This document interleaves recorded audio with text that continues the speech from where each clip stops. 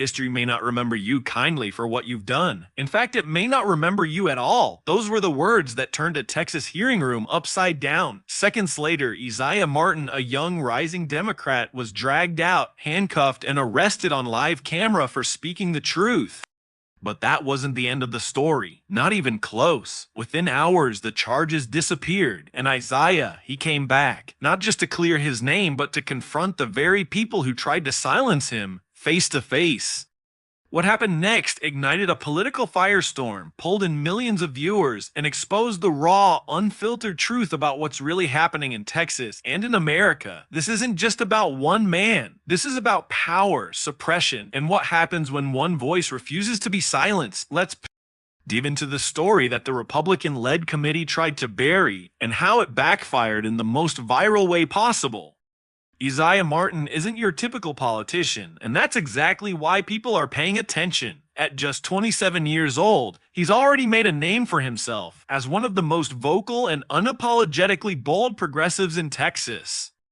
A graduate of the University of Houston and a former Obama administration intern, Martin represents a new generation of political fighters, unfiltered, unafraid, and unwilling to play by the old rules. His rise has come at a time when the stakes in Texas couldn't be higher. The Republican-controlled legislature has been accused of pushing through one of the most aggressive gerrymandering efforts in recent memory, redrawing congressional districts in a way that could give them an overwhelming advantage, despite the state's shifting demographics. Martin, running for Congress himself, wasn't just watching this happen.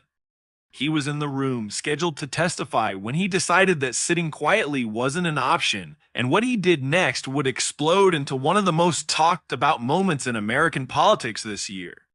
It started like any other public hearing, calm, controlled, political theater as usual. But when Isaiah Martin took the mic, the energy shifted. He wasn't there to play nice. He was there to call them out. "You are stealing our democracy," Martin said, his voice echoing through the chamber.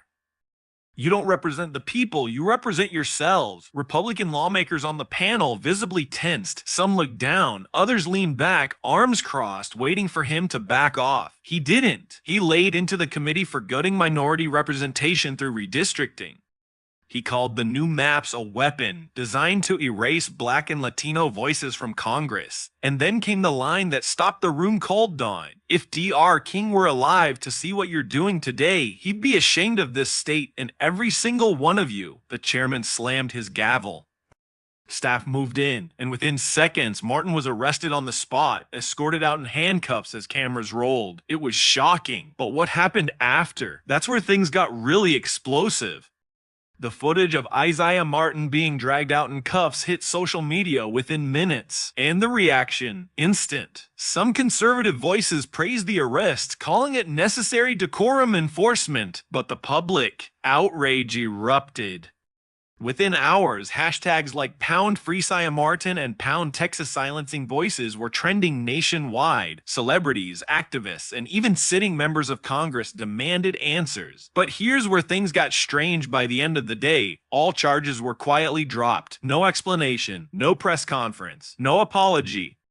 Why? Behind the scenes, legal experts say Martin's arrest may have been completely unlawful, a violation of both his First Amendment rights and his legal right to testify. Civil rights attorneys stepped in. The Akaloo issued a statement, and suddenly the very people who tried to shut him down were scrambling.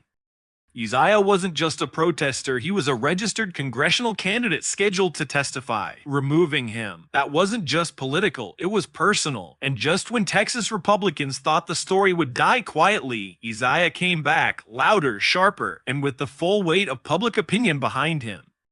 Isaiah Martin didn't just bounce back, he turned his arrest into a rallying cry and the video into a weapon. Just days later, he stood outside the Texas Capitol, this time with a microphone and a crowd. "They tried to silence me," he said.